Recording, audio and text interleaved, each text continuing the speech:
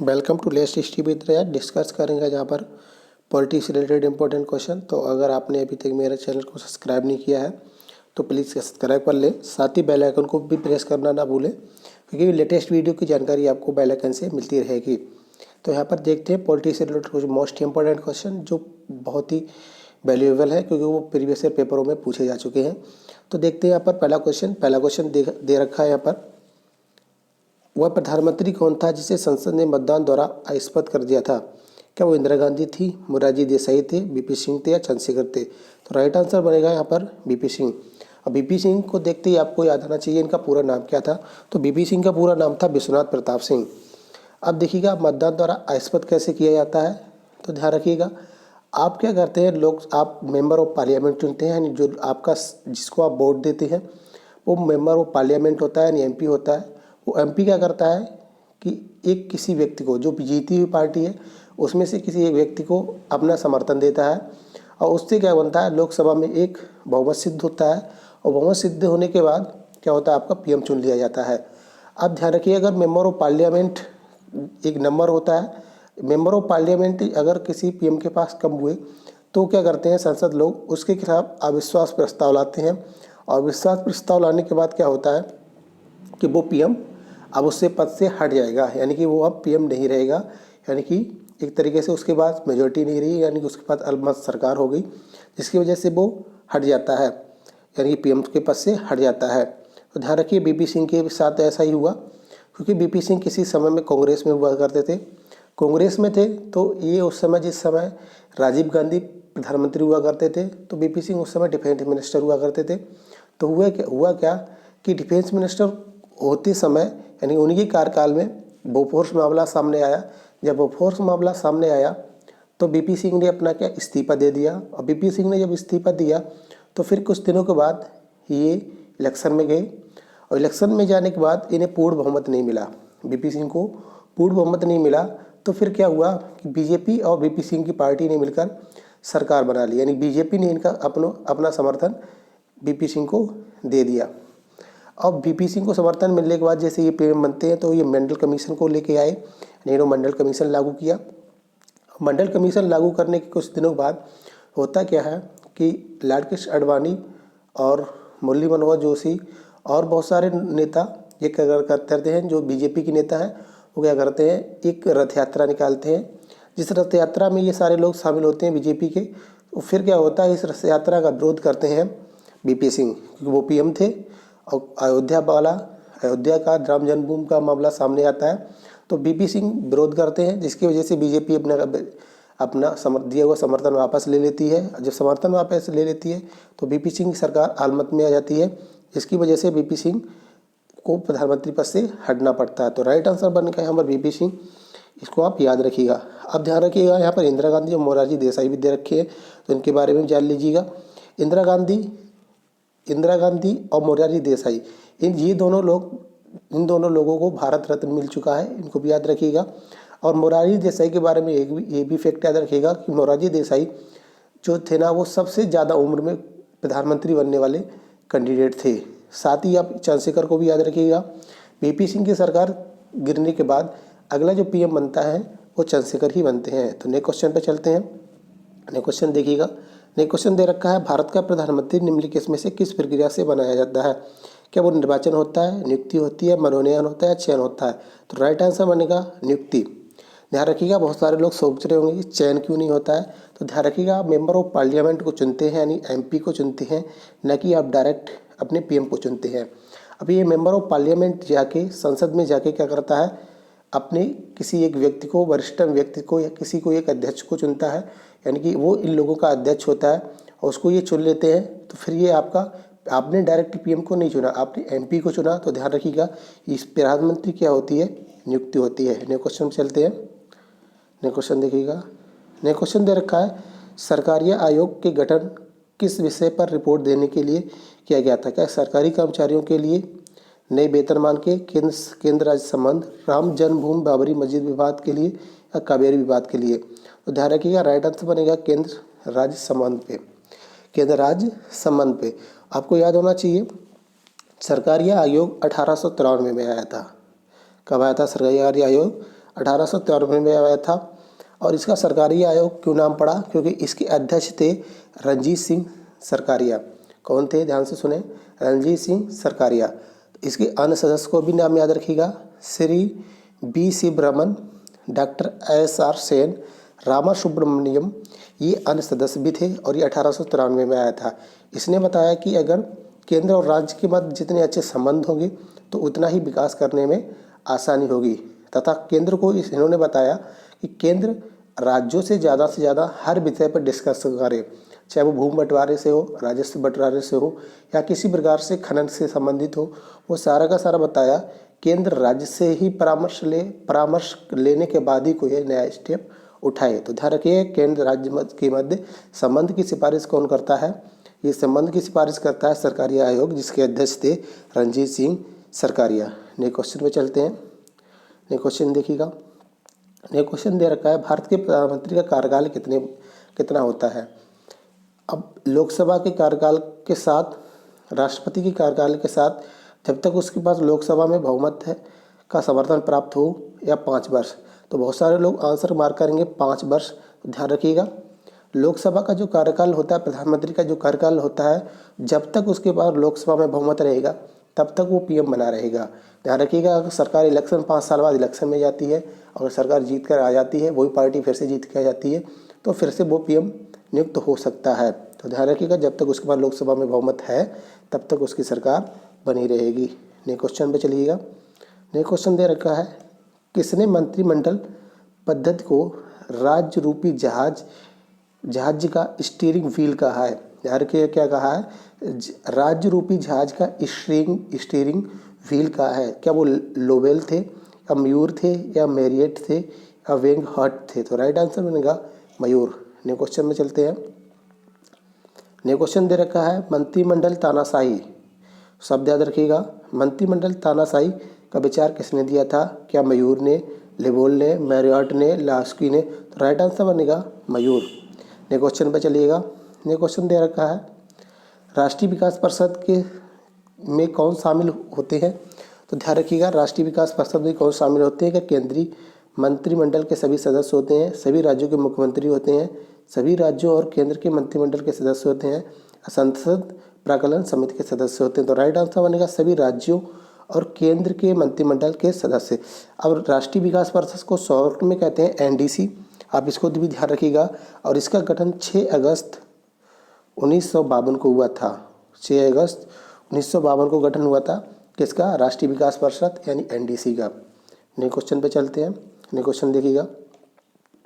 नए क्वेश्चन दे रखा है, किसी उच्च न्यायालय के न्यायाधीश की पेंशन प्रभारित दी जाती है। यानी कि किसी उच्च न्यायालय से कोई भी अगर जज रिटायर होता है तो उसकी पेंशन कहाँ से दी जाती है, यानी उसको पेंशन कहाँ से प्राप्त होती है।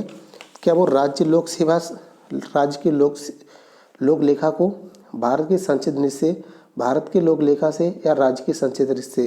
तो ध्यान रखिएगा, इसका राइट आंसर बनेगा भारत की संचित निधि से। यानी कि भारत की संचित निधि जो है ना, यानी आर्टिकल 112 का 3, 112 में जो भाग 3 है वो बात करता है कि अगर राष्ट्रपति है या लोकसभा राज्यसभा का जो पदेन अध्यक्ष, जो लोकसभा में जो अध्यक्ष होता है, राज्यसभा में जो अध्यक्ष होता है यानी उपाध्यक्ष होता है और अध्यक्ष होता है, उच्चतम न्यायालय के न्यायाधीश होते हैं या उच्च न्यायालय के न्यायाधीश होते हैं, या कैग होता है। तो इनका जो है ना, रिटायर होने के बाद इनका जो वेतन भत्ता है वो सारा का सारा भारत की संचित निधि से दिया जाता है। तो ध्यान रखिएगा, कार्यकाल के अंदर भी और रिटायर होने के बाद भी भारत की संचित निधि से इनको पैसा दिया जाता है। नए क्वेश्चन की तरफ चलते हैं। नए क्वेश्चन देखिएगा। नए क्वेश्चन दे रखा है, भारत के प्रथम प्रधानमंत्री कौन थे। यानी कि भारत के प्रथम उप प्रधानमंत्री कौन थे। क्या वो सरदार वल्लभ भाई पटेल थे, मौलाना अब्दुल कलाम आज़ाद थे, जवाहरलाल नेहरू थे, गुलारीलाल नंदा थे। राइट आंसर बनेगा सरदार वल्लभ भाई पटेल। नए क्वेश्चन पे चलते हैं। नए क्वेश्चन देखिएगा, किसने प्रधानमंत्री के समकक्षों में प्रथम कहा था। किसने प्रधानमंत्री को समकक्षों में प्रथम कहा था। क्या वो मोर्ले थे, हरकोट थे, ब्लॉस्की थे, या लोवेल थे। तो राइट आंसर बनेगा मोर्ले। राइट आंसर बनेगा मोर्ले। नए क्वेश्चन पे चलिएगा। नए क्वेश्चन दे रखा है, संसदीय प्रकार की सरकारों में वह बराबर वालों में पहला होता है वह कौन है। यानी जो बराबर वालों में पहला होता है वो कौन होता है, ध्यान रखिएगा वो प्रधानमंत्री होता है। नेक्स्ट क्वेश्चन में चलते हैं। नेक्स्ट क्वेश्चन दे रखा है, भारत के प्रधानमंत्री बनने के लिए न्यूनतम अपेक्षित उम्र की क्या मतलब आयु पूछी है। तो आपको ध्यान होना चाहिए प्रधानमंत्री बनने के लिए मेंबर ऑफ पार्लियामेंट होना चाहिए। मेंबर ऑफ पार्लियामेंट के लिए आपको पता है कितनी एज होनी चाहिए, 25 तो होनी ही चाहिए। तो ध्यान रखिएगा राइट आंसर बनेगा 25। 18 उम्र जो होती है ना वो आपको वोटर बनने के लिए चाहिए होती है। 21 वर्ष जो उम्र होती है वो आपको ग्राम प्रधान का चुनाव लड़ने के लिए होती है। और 35 उम्र के लिए जो होती है ना आपको राष्ट्रपति और राज्यपाल बनने के लिए होनी चाहिए। नेक्स्ट क्वेश्चन पे चलिएगा। नेक्स्ट क्वेश्चन दे रखा है, मंत्रिपरिषद की बैठकों की अध्यक्षता कौन करता है। यानी कि जो मंत्रिपरिषद की बैठकें होती हैं उसकी अध्यक्षता कौन करता है। प्रधानमंत्री करते हैं, राष्ट्रपति करते हैं, मंत्रिमंडल सचिव करता है और लोकसभा अध्यक्ष करता है। तो राइट आंसर बनेगा प्रधानमंत्री। अब आपको ये भी याद आना चाहिए कि लोकसभा अध्यक्ष को ध्यान में आते ही आपको ये भी याद आना चाहिए जो संयुक्त मीटिंगें राष्ट्रपति बुलाता है उनकी अध्यक्षता हमेशा लोकसभा अध्यक्ष करता है। ध्यान से सुनिएगा, जो संयुक्त मीटिंगें लोकसभा राज्यसभा की जो संयुक्त मीटिंगें होती हैं अगर वो राष्ट्रपति बुला रहा है तो उसकी अध्यक्षता कौन करेगा, लोकसभा अध्यक्ष ही करता है। नेक्स्ट क्वेश्चन पर चलिएगा। नेक्स्ट क्वेश्चन देखिएगा। नेक्स्ट क्वेश्चन है, योजना आयोग का अध्यक्ष कौन था। ध्यान रखिएगा योजना आयोग पहले हुआ करता था, यानी कि 1951 में पहला योजना आयोग आ गया था, प्लानिंग कमीशन पहला आया था। अब ये योजना आयोग कन्वर्ट हो चुका है नीति आयोग में। जब से मोदी जी आए हैं तब से उन्होंने योजना आयोग को कन्वर्ट कर दिया नीति आयोग में। तो आप ध्यान रखिएगा क्वेश्चन पुराना है पूछा तो जाएगा ही, क्योंकि योजना आयोग पहले से चला आया। तो योजना आयोग का अध्यक्ष कौन होता है, तो ध्यान रखिएगा योजना आयोग का अध्यक्ष प्रधानमंत्री होता है। और अभी भी नीति आयोग का अध्यक्ष कौन होता है, तो अभी भी नीति आयोग का अध्यक्ष प्रधानमंत्री है। ध्यान रखिएगा योजना आयोग का नया नाम ही क्या है, नीति आयोग है। नेक्स्ट क्वेश्चन पे चलते हैं। नेक्स्ट क्वेश्चन देखिएगा। नेक्स्ट क्वेश्चन दे रखा है, किसने कहा था संसदीय लोकतंत्र का अर्थ एक व्यक्ति और एक मत है। यानी कि एक व्यक्ति है तो उसका एक ही मत है। ये बात किसने कही थी, का जवाहरलाल नेहरू ने की थी, M.K. गांधी ने की थी, डॉक्टर B.R. अम्बेडकर ने की थी या सरदार वल्लभ भाई पटेल ने की थी। राइट आंसर बनेगा डॉक्टर B.R. अम्बेडकर। यानी कि संविधान के जो लेखक थे, यानी कि प्रारूप समिति के जो अध्यक्ष थे, उन्होंने इस बात को कहा था कि अगर एक व्यक्ति है तो उसके पास एक ही वोट होगा जिसको वो कर सकता है। नेक्स्ट क्वेश्चन पे चलिएगा। नेक्स्ट क्वेश्चन दे रखा है, लोकतंत्र की महत्वपूर्ण विशेषता निम्नलिखित में से किसको प्रमुखता देने की है। क्या वो कार्यपालिका को, क्या वो न्यायपालिका को, क्या नागरिक को या सिविल सोसाइटी को। तो राइट आंसर बनेगा नागरिक को। ध्यान रखिएगा भारत का कानून यानी कि भारत का जो भी संविधान है वो नागरिक को सबसे ज़्यादा वैल्यू देता है। यानी नागरिक को सबसे ज़्यादा वैल्यू देता है क्योंकि उसके पास फंडामेंटल राइट्स भी दिए जाते हैं। यानी कि अगर कोई व्यक्ति जिसका फंडामेंटल राइट्स का हनन हो रहा है, अगर वो व्यक्ति किसी कानून की शरण में जाता है तो वो उसके पक्ष में ही निर्णय आएगा, क्योंकि कानून की नागरिकता का और हर प्रकार से जो संविधान के अंदर बहुत अच्छी तरीके से उल्लेख किया गया है वो नागरिक के बारे में किया गया है। जब किसी देश में नागरिक होगा तभी तो कानून फॉलो होगा। सपोज आप किसी रेगिस्तान पे चले जाएं, यानी किसी ऐसी जगह पे चले जाएं जहाँ पर आदमी नहीं है, तो वहाँ पर आदमी नहीं है तो आप वहाँ पर अपना कानून किस पर चलाएंगे, किसी पे नहीं चला पाएंगे। यानी कि सबसे पहले अगर संविधान है तो नागरिक को ही बल देता है किसी भी संविधान को बनाने के लिए और उसको फॉलो करने के लिए। नेक्स्ट क्वेश्चन पे चलिएगा। नेक्स्ट क्वेश्चन देखिएगा। नेक्स्ट क्वेश्चन दे रखा है, महाराष्ट्र में संसदीय सीटें, ध्यान रखिएगा राज्यसभा की पूछी गई हैं, संसदीय सीटें कितनी हैं। क्या वो 11 हैं, 19 हैं, 10 हैं या 1 हैं। तो राइट आंसर बनेगा 19। महाराष्ट्र में कितनी सीटें हैं, 19 हैं, जबकि उत्तर प्रदेश में कितनी है, 31 हैं, जो कि सर्वाधिक हैं। नेक्स्ट क्वेश्चन पे चलिएगा। नेक्स्ट क्वेश्चन दे रखा है, लोकसभा आयोजित करने के लिए अपेक्षित गणपूर्ति, जिसको एक नाम दिया जाता है कोरम, क्या है, 1/6, 1/8, 1/10 या 1/5। तो राइट आंसर बनेगा 1/10। यानी कि कोरम किसी भी संसद की कार्रवाई तभी चलेगी जब 1/10 सदस्य उसमें प्रेजेंट हो गए। यानी कि अगर 60 व्यक्ति हैं तो 60 का अगर 1/10 निकालेंगे तो 6 व्यक्ति तो होने ही चाहिए। नेक्स्ट क्वेश्चन पर चलिएगा। नेक्स्ट क्वेश्चन दे रखा है, वह प्रधानमंत्री कौन था जिन्होंने अपने कार्यकाल के दौरान संसद अधिवेशन में भाग नहीं लिया था। क्या वो AB यानी वाजपेयी थे, अटल बिहारी वाजपेयी, चंद्रशेखर थे, VP सिंह थे या चौधरी चरण थे? तो राइट आंसर बनेगा चौधरी चरण सिंह। ध्यान रखिएगा, चौधरी चरण सिंह का कार्यकाल 14 दिन का है। चौधरी चरण सिंह ने जैसे ही संसद में जाना चाहा, उस समय तक उनकी सरकार गिर चुकी थी। तो ध्यान रखिएगा, इन किसानों का मसीहा भी कहा जाता है कि उन्हें चौधरी चरण सिंह रोड के जो ट्रैक्टर होते हैं ना, रोड पे जो ट्रैक्टर चलाए जाते हैं, उनके लिए उन्होंने जो भी थे ना, बहुत सारी चीज़ें उन्होंने फ्री कर दी थी। यानी कि एक तरीके के किसानों के लिए इन्होंने सबसे बड़ा फ़ायदा दिया कि आप रोड पे जो है ना ट्रैक्टर चलाएंगे तो उसके लिए आपको कोई टैक्स नहीं देना पड़ेगा। नेक्स्ट क्वेश्चन चलिएगा। नेक्स्ट क्वेश्चन दे रखा है, ऐसे व्यक्ति कौन है जो राज्यसभा के सदस्य होते हुए राज्यसभा और लोकसभा दोनों में बोल सकते हैं? यानी कि ऐसा कौन सा व्यक्ति है जो राज्यसभा और लोकसभा दोनों में बोल सकता है? क्या राज्यसभा के उपाध्यक्ष होते हैं, राज्यसभा के सदन का नेता होता है, राज्यसभा के मनोनीत सदस्य होते हैं, वे मंत्री जो राज्यसभा के सदस्य हैं? तो ध्यान रखिएगा, राज्यसभा के जो मनोनीत सदस्य होते हैं वो क्या करते हैं, किसी भी सदन में बोल सकते हैं। ध्यान रखिएगा, ये राइट आंसर बनेगा इसका सी। क्यों बनेगा? ध्यान रखिएगा, जैसे आपको याद होना चाहिए कि अगर यहाँ पर जैसे अटॉर्नी जनरल ऑफ इंडिया यानी कि जो है वो किसी भी सदन में, भारत का महान्यायवादी किसी भी सदन में बोल सकता है, किसी भी सदन में बहस कर सकता है, लेकिन उसको वोट देने का किसी भी सदन में अधिकार नहीं है। उसी प्रकार से राज्य का जो राज्य का जो मनोनीत सदस्य होते हैं, राज्यसभा के जो मनोनीत मंत्री होते हैं, तो वो क्या करते हैं, किसी भी सदन में बहस कर सकते हैं, लेकिन वो क्या करें, अपने सदन में ही जाके वोट करेंगे। नेक्स्ट क्वेश्चन पे चलिएगा। नेक्स्ट क्वेश्चन देखिएगा। नेक्स्ट क्वेश्चन है, पहले अविश्वास प्रस्ताव और दूसरे अविश्वास प्रस्ताव के मध्य कितना अंतर होना चाहिए? तो राइट आंसर बनेगा इसका 6 मंथ। ध्यान रखिएगा, इसमें कोई भी विकल्प ऐसा नहीं दिया गया जहाँ पर आप ये मार्क कर पाएँ, इसके लिए कोई समय निश्चित नहीं होता है ये मार्क कर पाएँ। तो यहाँ पर आपको बेस्ट आंसर देने के लिए 6 माह चलेगा, 6 माह ही आपको आंसर करने पड़ेगा। ध्यान रखिएगा, कोई ऐसा प्रावधान संविधान के अंदर नहीं किया गया है कि कोई पहला प्रस्ताव और दूसरे प्रस्ताव के मध्य कोई भी अंतर होना चाहिए।